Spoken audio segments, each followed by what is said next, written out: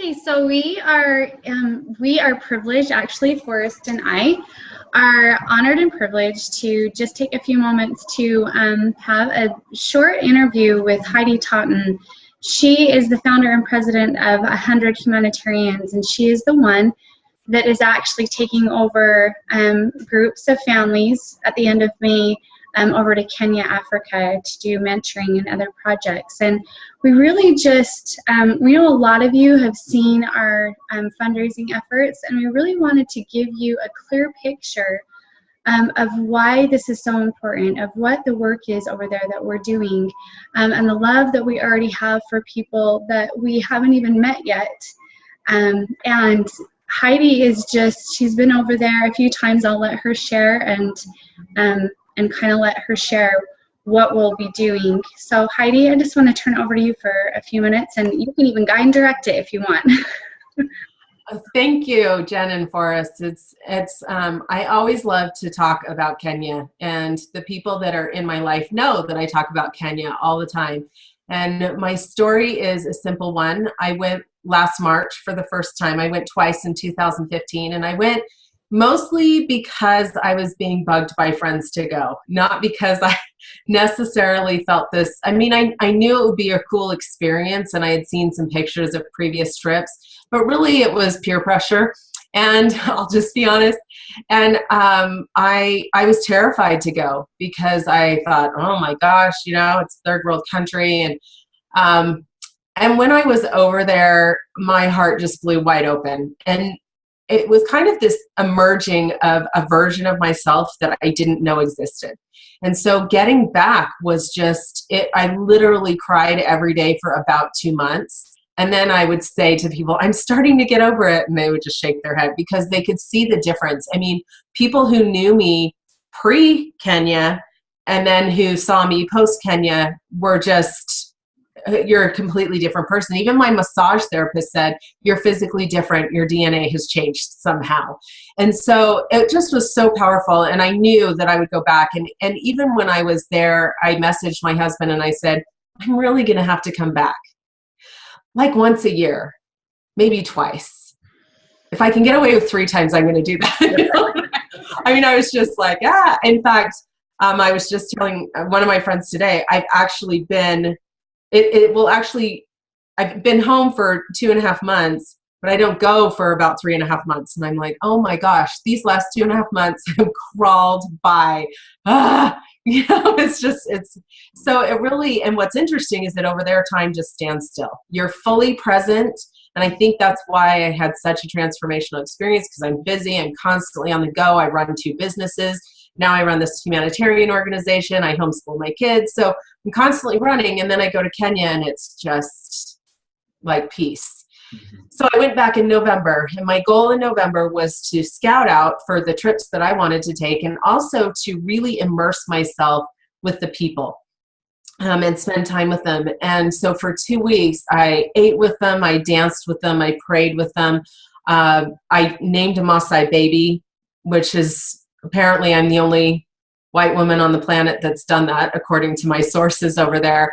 I had these incredible experiences where literally I knew that some of the things I was doing, I wouldn't be doing on a normal tour. You know, that it was really because these are people that I love, they're my family, and that they have accepted me into their culture and their world and their tribe. And so in recognizing that, I realized that I really wanted to take people over, families over from the US, not to go and change them, because they're a happy people and they actually have life figured out, but to give us an opportunity to serve and to change ourselves, and then bring back that feeling and that emotion to people here, and spread that joy and that love and that peace here. And even in being here, my life has slowed down because I've allowed it to slow down. I really have. But what they need over there is education. That is the biggest thing, because there are groups that go over and they do a lot of service projects, which is fabulous, but it's the interaction and the education and a lot of the one-on-one that's really important. That one-on-one mentoring that you really can only get if you take a smaller group and you just immerse yourself in with a people.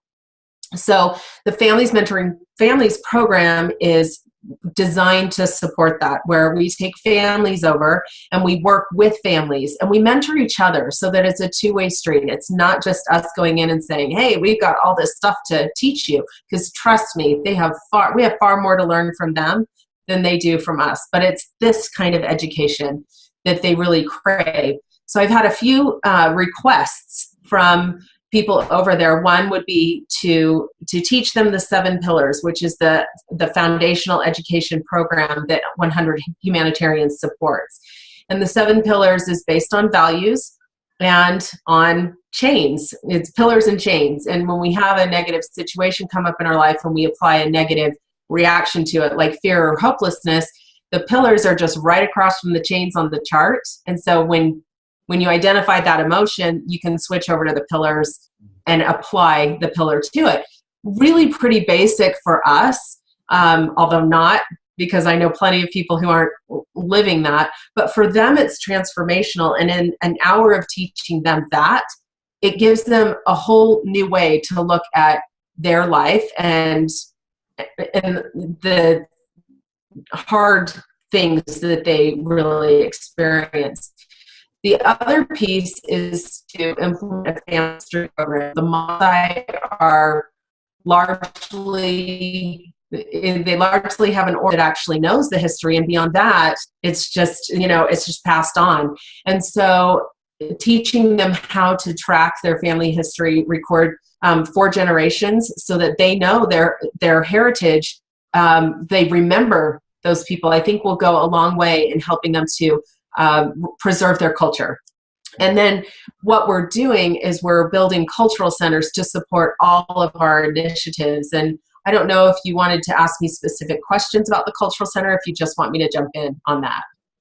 We talked a little bit about it before, and I wanted you to share with us where that idea for the cultural center came from, and why that's important.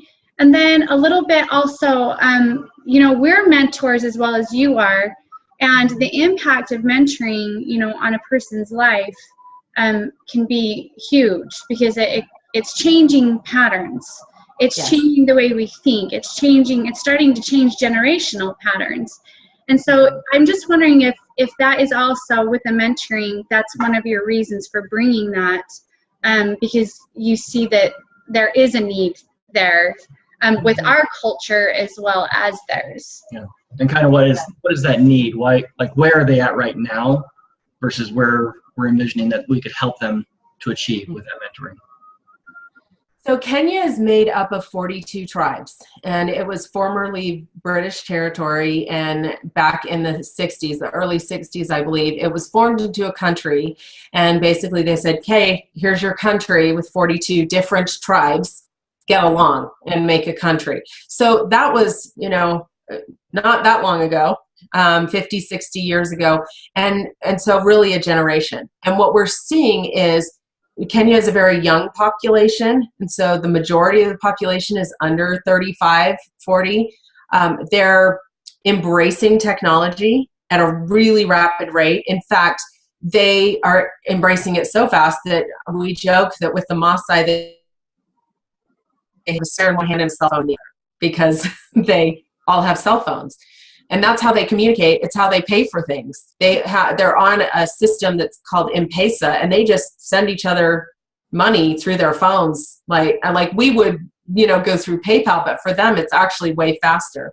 So you've got these really, and the Maasai are a different tribe, from what I saw compared to other tribes in Kenya, in that they're one of the most indigenous tribes in the world. They're very isolated. The Maasai is at least an hour and a half from the nearest town, and it's a very, very, very bumpy road. We call it the African massage. And literally, when you go on that road, I'm like, wow, this is like all your adrenals are shaken up, and you're just in this Zen state when you arrive. But you've had a facial, you've had a scalp massage, you've had a mud bath from all the dust. I mean, it literally, you're so just like, what just happened? And that road, as I can joke about it, but I actually have friends whose family members have died on that road because they couldn't get to a hospital fast enough. The money has been in place to pave that road, and it hasn't been paved because they really are keeping the Maasai on the Mara, and isolated. So it is a tribe that traditionally, they're the warriors, they're the game protectors for the large game for safari, and they're very traditional in their dress. They still maintain that culture, and yet all of this modern technology is coming in. So how do you bridge that when it's coming in at such a rapid rate? I mean, when I was there, I watched TV for a little bit, and literally it was like the Christian channel or Chinese soap operas in Swahili. And that was really the option that you had to watch. So what is being indoctrinated because of technology is horrifying, absolutely horrifying. So how do we combat that? How do we teach them to use technology effectively? Well, back in about June of 2015, I started having these dreams around this cultural center.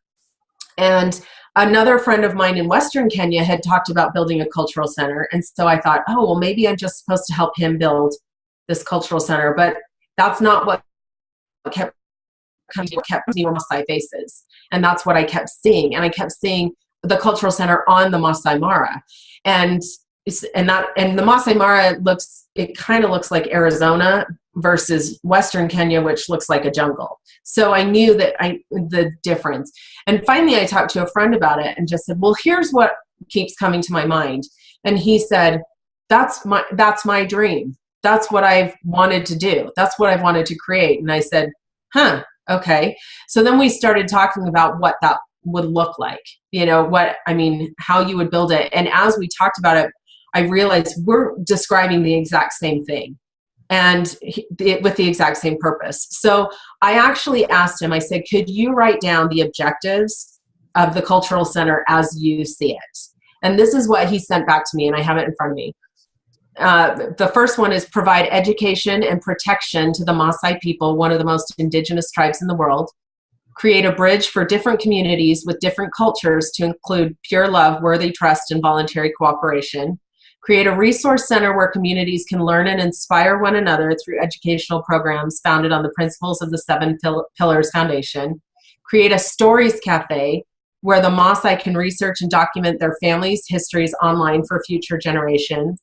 And create a children's haven where children from the local Maasai community and children from our expeditions can have a once-in-a-lifetime experience learning from each other. That, to me, is the core of what these cultural centers will do. And really, what tugs at my heart is the last one, a children's haven where our children from my community and our children can learn from each other because children are hearts wide open.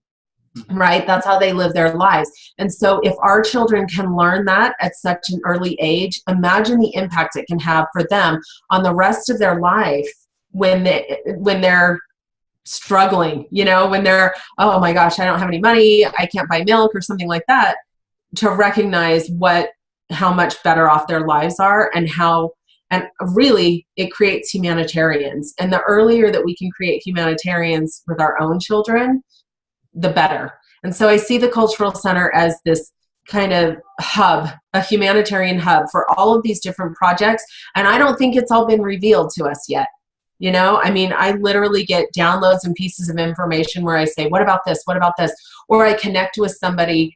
My friend Sean Perry runs an organization that's in Kenya called Promethean Spark. And they help children through performing arts and dance and help them to express the emotions that are going on for them. And they work in the slums and we've talked extensively about his programs also being at the cultural center. So I see it as a place where mentors can bring their gifts and their skills and their support, and that it can support the community with ongoing classes, because it really is in levels and layers that people learn. It's how we learn. So if you bring in a mentor that's going to, like, for example, if we do a workshop that supports Days for Girls, which is reusable feminine hygiene products, And then we also bring in the 7 pillars, and we also bring in family history, and we also bring in writing your life story. And we also, if we bring in these different elements and it's ongoing mentoring,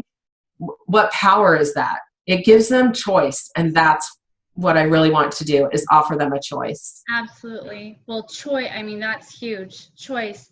I think the thing that is really profound to me as you're speaking is this cultural center isn't something that American came in and said, okay, well, they have this need, let's run in and save them and build this cultural center.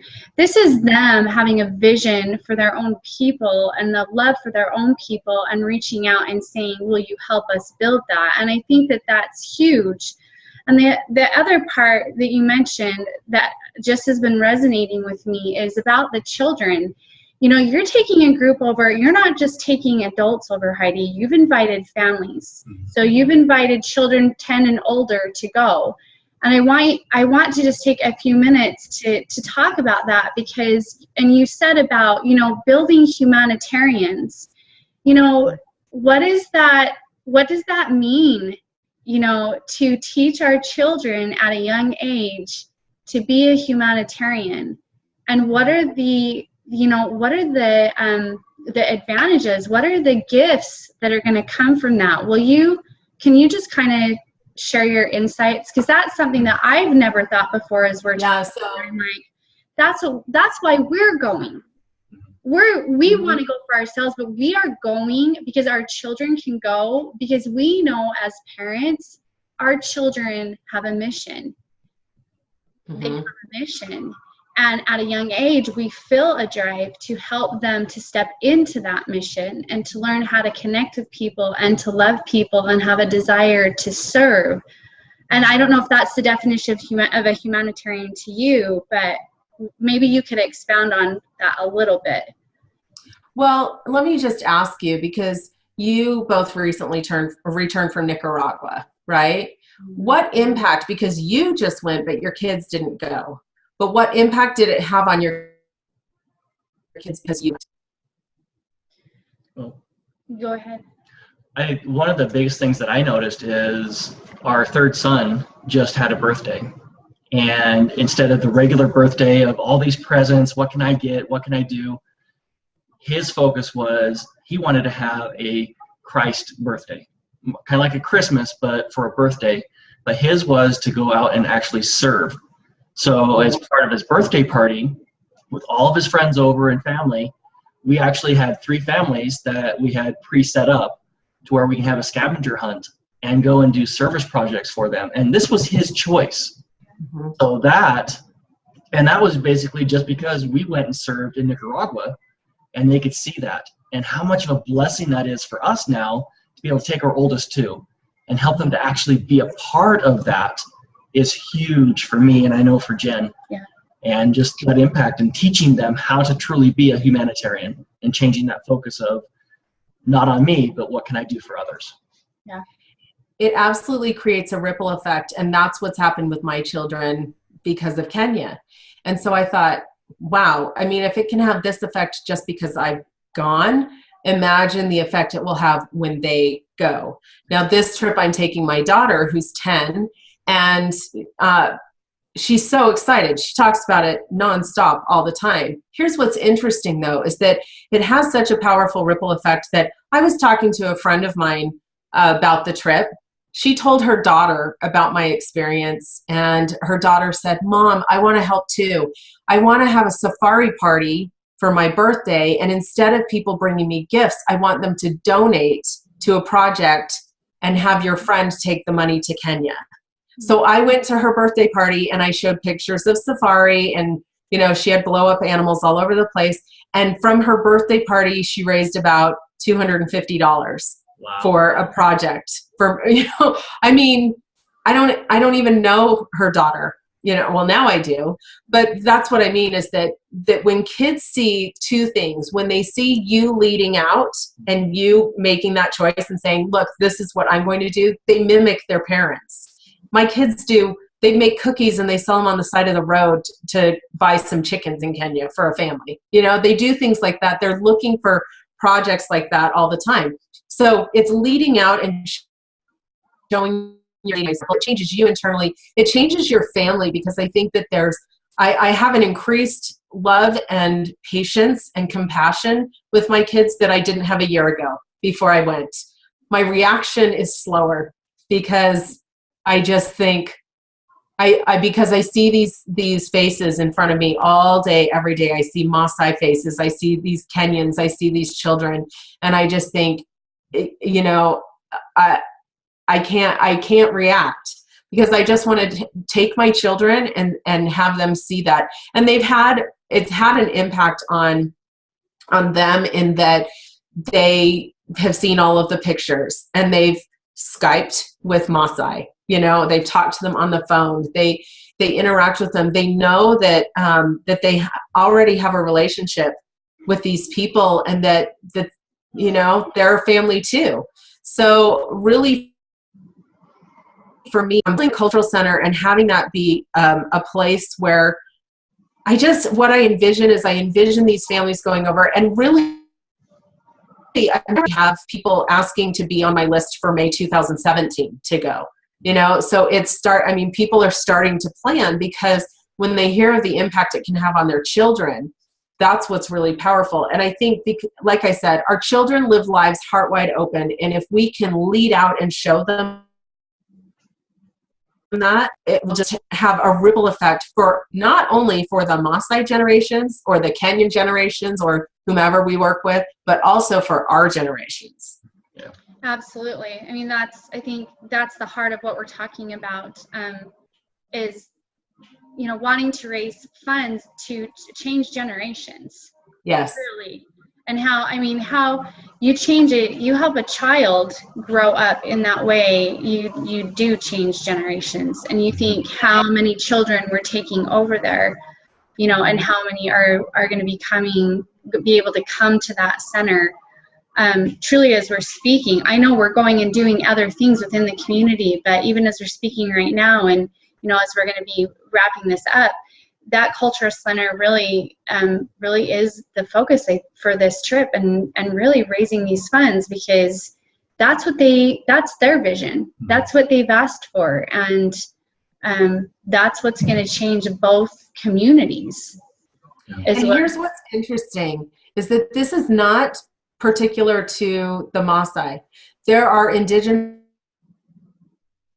tribes all over the world that are asking for cultural centers to preserve their culture and to preserve their history. This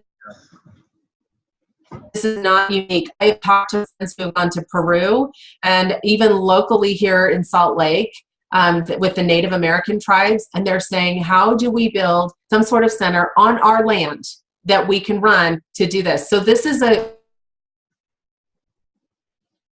it's being covered around the world. It's not just us. I just felt the call with the Maasai. So, but it's definitely something that other tribes are asking for, and that other tribes are seeing this vision. Yeah. So correct me if I'm wrong, to kind of paint a picture of what they have right now is they don't have any facilities. They don't have any way of like writing that down. It's all like a verbal history, or, you know, it's passed on verbally. It's not written down. So if that ever stops, there's no record of that history or the generations or anything like that. Is that true? Yes. And I was talking to a friend of mine the other day, and I was telling her about it, and she said it's gonna be complicated, because the Maasai don't like to talk about the dead, which is true for a lot of cultures, that they think it's disrespectful. And so it's going to have to be something where, you know, we go in with a mindset of, here's why we're doing this, and this is it's also to help your grandchildren know where they came from as well, and know these stories. No, there really isn't a way. The vast majority of the Maasai, especially on the Mara, live in dung huts. They don't even have electricity. You know, they burn fires at night to keep the lions away, and that's the warrior's job, is to protect the village from lions and, you know, other animals at night. So they don't have a way. Now, they have schools there, and one of the schools in the last year, some of the groups that have gone over that are friends of mine have implemented a computer lab, but that's in a school. It's not in a community center. They have churches, but the churches are wooden structures with tin roofs.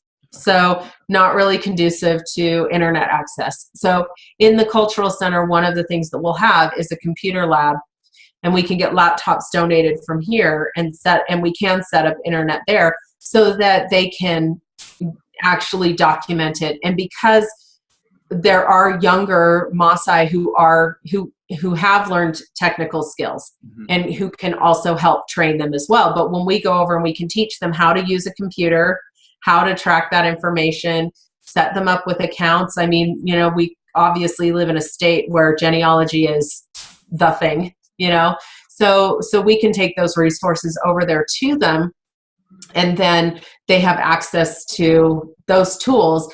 Plus, they'll have access to online learning. They've actually, I've had many people ask, how do we set up a homeschool program to educate our kids if we can't afford school fees? I'm like, well, we can help you with that too. So bringing over homeschoolers, bringing over people in the healing arts to help with, healing generations, as well as, really a lot of it is just showing up and saying you're loved, like anything else. When we go over and we just say, hey, we love you and we're just here to support you. What do you need from us?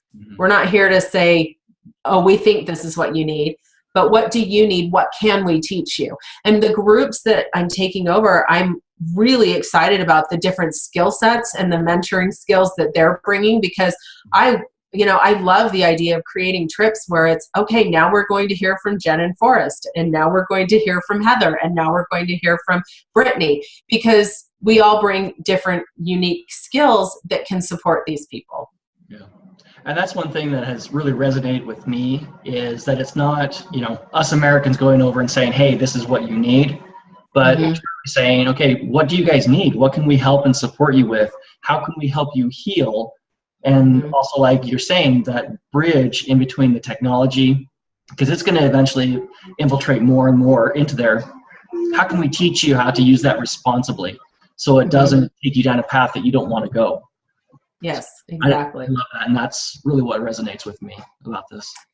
Yeah, I mean, technology is a big thing for me, and I love that they have it because it enables me to talk to them all the time. So I'm not going to complain about that. But at the same time, they're, in a way, they're like little children with the internet. When we first all got the internet, I mean, it's just a delayed response, except that they're coming in to an advanced internet age that's very different. And so, but it's also honestly like what we can learn from them and how they can mentor us that is a big deal too, because they're sweet and they're shy and they're accommodating and they love to entertain. They love to show who they are. They're a very poor and very proud tribe. They're very proud of their heritage. They're very proud to be Maasai, and they should be, because they live a very difficult lifestyle and they live it well. And they're happy and they're funny. They're, absolutely hilarious. And, I was with a group of women and they could speak a little bit of English, but I could tell that they were analyzing my facial features because they're so different from theirs. And I just said, I just kind of went like this. I said, you want to play with my hair? So it's really just that, I just learned so much from them too. And being able to bring that love back here and share it with people is really what lights me up. So, yeah. And that's one of the things that we learned from going to Nicaragua is just they don't have a lot, but they are happy. And, we have all this stuff, and I think that just distracts us and pulls us away from the true purpose of life. And every time I go there, I want to purge my house of everything. Right, kids, get rid of it. Get rid of it. Just throw it out. Yeah. So it definitely changes the perspective. Definitely. So, yeah. Well, thank you very much, Heidi. Is there anything else that you feel that you'd like to share before we close this off? Well, I just want to say that I know that there are so many causes that we can donate to. And there's so many things locally, internationally. This is what pulls at my heartstrings. 100 Humanitarians was designed to support people's initiatives in their projects. So, really with entrepreneurs, I love supporting entrepreneurs both in business and in humanitarian work. And so, I encourage you to check us out and to participate. Most of our projects are in Kenya, but we do support local projects as well. And as we grow, that will morph and migrate and change, as these things do. But really, one of the things that I love to do is $5 fundraisers. And we even have on our website, just $5 a month, that can have a huge impact. $5 a month can actually, educate a child. And so really just looking at it like, what do we spend money on a regular basis that we could cut out, like soda or, things that aren't good for us, that we could apply that money. I mean, if I don't drink a soda a day, then that's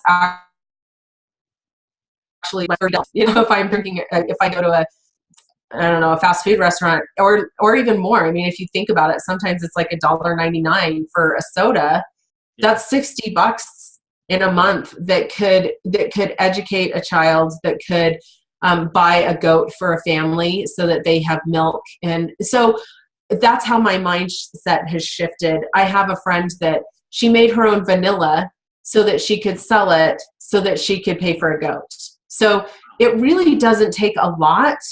And it really makes your mind start to think, okay, what's just a small thing that I could do? When I do my $5 fundraisers, it's what's the power of 100 people on any given project in the world? Like 100 people on any project, I think would solve all of our world's problems. If people stepped up and found what they're passionate about, I might be able to find 100 people on this planet that are really excited about helping the Maasai, and what kind of collaboration and what type of healing could take place and what kind of support could take place if I found 100 people that were interested in this project. Mm-hmm.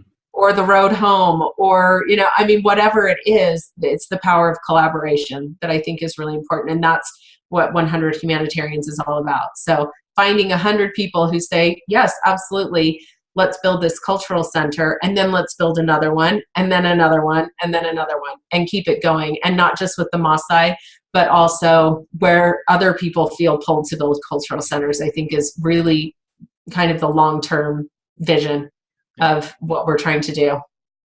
Well, and like you're saying, having one person donate $500 is more difficult to find those people versus having 100 people donate $5 is a lot. Like you're saying, there's so many things that we purchase during the day that we really don't need. Mm-hmm. That aren't healthy for us, or what we don't need. So having that mindset is really beneficial. Absolutely. Shortly after I got back from my first trip, I went to Costco and I spent about $600 on food, and I cried the whole way home because I said that I just spent like twice some of my friends' salaries who actually make decent money over there. I just spent twice the amount on food that will probably be gone in a week. It's helped me change how I shop. I rarely go to Target or Walmart anymore, just because it literally, like, mentally, I can't do it. Like, it just kind of, I'm like, ugh. So, I evaluate things more based on, do I really need this, or is this retail therapy, Exactly. And so it has an impact, and it has a difference just in the little tiny details of how I live my life. And that has a ripple effect, because that will affect my children too. So, yeah. Well, and who your children will affect from that. It just, like I said, it ripples out so much. So, well, Heidi, thank you very much for coming and sharing with us your vision and what this project is going to be about. You're so welcome. Thanks for having me. And we will have a grand time in May when we go to Kenya. And we do have a couple of spots available if anyone's interested that's watching this, and it's, not the day before we leave. So, but we will be running trips in May and November with 100 Humanitarians. So yeah, we would love to have you join us with your family. Okay. So if you guys are interested, there's spots available. So get in contact with either Heidi or Jen and myself. So thank you very much for watching, and we will talk to you later. Thank you. Thank you.